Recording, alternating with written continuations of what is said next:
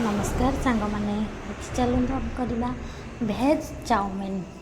एथिपाई आम सजाड़ी रखीदेचु बंधा कोबी, कैप्सिकम, गाजर आ कंचा लंका दीटा पियाज काटिक रखीदे।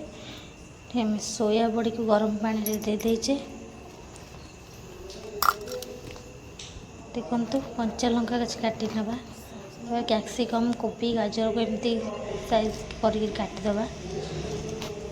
आमर एमती गरम पानी बड़ी पकईदेवा कि ताको ए छाणिकी रखीदे।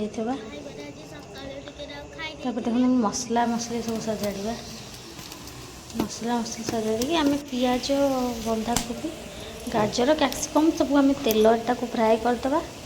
फ्राए करके घोड़े देती आम देवा स्वाद अनुसार लुण चाउमिन मसला और चिकेन मसला टी पकईदेवा स्वाद आगे भल लगे से सब को पकई देगी आम थे गोलेदेवा।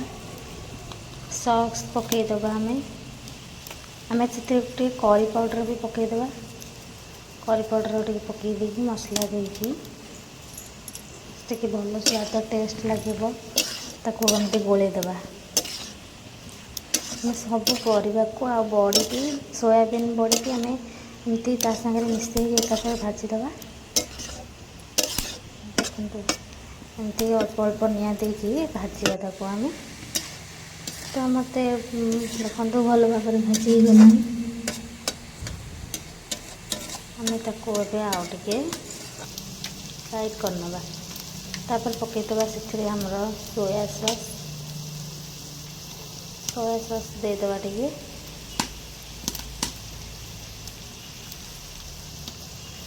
सोया सॉस पक्का हो गला।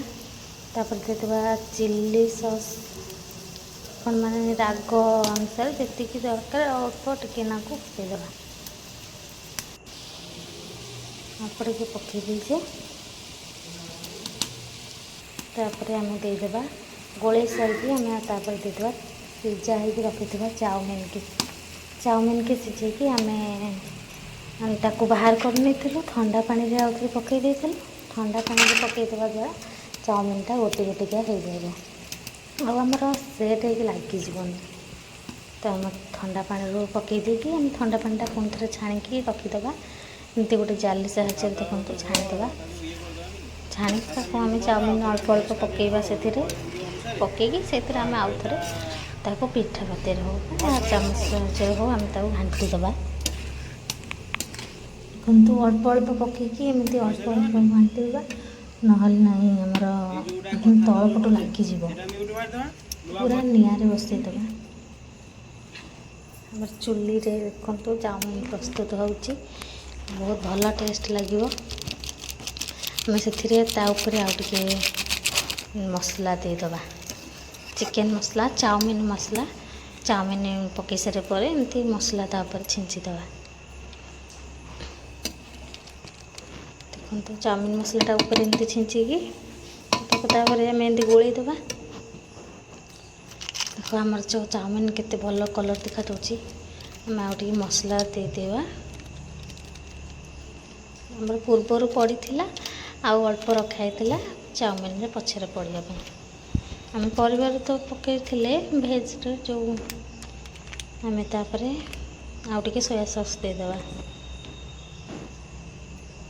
सोया सॉस एमती चाउमिन उपर आमर जेहेतु आगु पड़ी आउटे आम पकईदेवा चाउमिन उपर भल कलर आसो आउटे आपको सॉस देदेवा चिल्ली सॉस एमती देकी आउ थे भल भाव गोलेदेवा।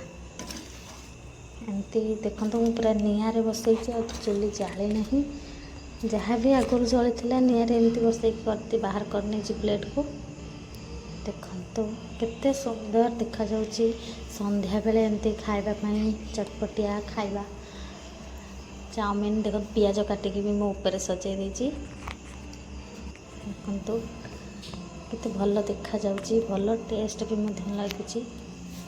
आपण मैंने निहाती एमती करके खातु संध्या बेले बहुत भल लगे। छुआ मैंने टिफिन भी नहीं पारे। केमती लगुच आमको लाइक शेयर कमेंट करंतु।